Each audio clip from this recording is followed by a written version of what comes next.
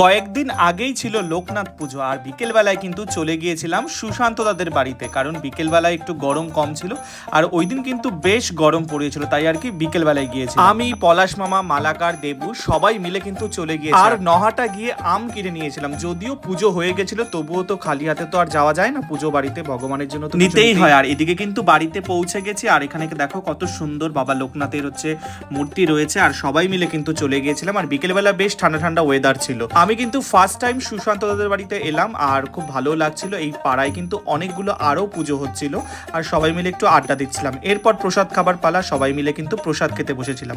আমি, পলাশ মামা, সুশান্ত দাস সবাই মিলে একসাথেই কিন্তু প্রসাদ নিতে বসে পড়েছি। তো প্রসাদে কি কি খেলাম সেগুলো তোমাদের সাথে শেয়ার করছি। প্রথমেই তো পাতা, গ্লাস এগুলো দিয়ে দিয়েছিল।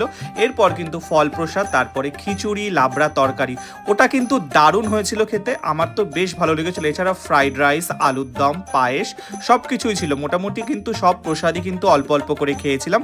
তারপর কিন্তু বাড়ি চলে এসেছিলাম। তো আজকের দিনটা সবাই মিলে খুব ভালো করে এনজয় করলাম আর খুব